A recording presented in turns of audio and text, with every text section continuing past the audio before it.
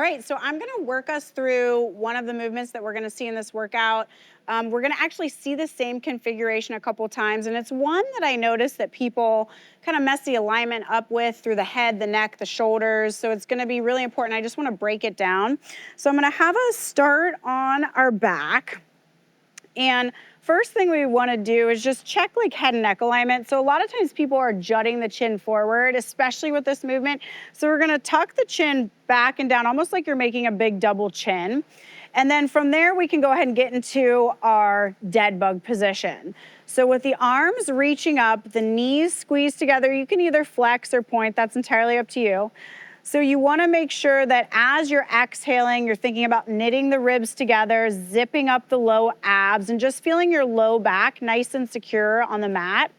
Now from this position, that chin is gonna tuck a little bit more, and you're gonna pick up the head, the neck, the shoulders on an exhale, and I want the gaze point to be right at the belly button.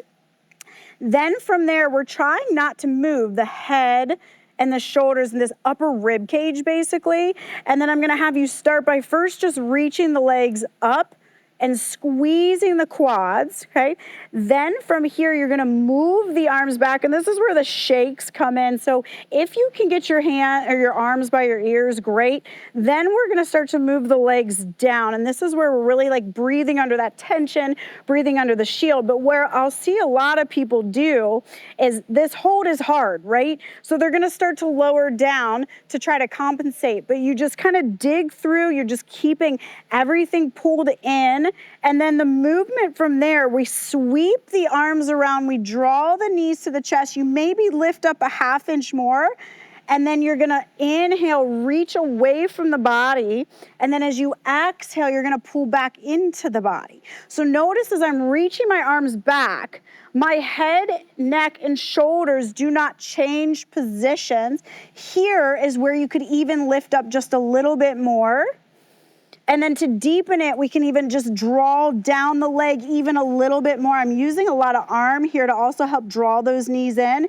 Keeping that chin tucked is huge, because if we're here, we're gonna feel all that strain here. But if we're here, this front line's engaged a lot more, getting our cervical neck flexors.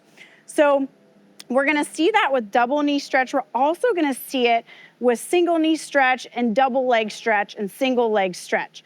So let's walk through that one more time. Arms up, take an inhale. As you exhale, tuck chin, lift head, neck, chest.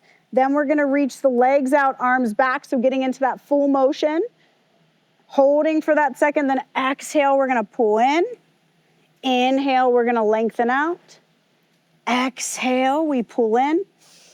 Inhale, we lengthen out, and these are challenging. And even as we flow through double knee stretch, single knee stretch looks the same. I'm keeping the chin tucked to keep those cervical neck flexors engaged, which actually travels down that front line, and just switching side to side.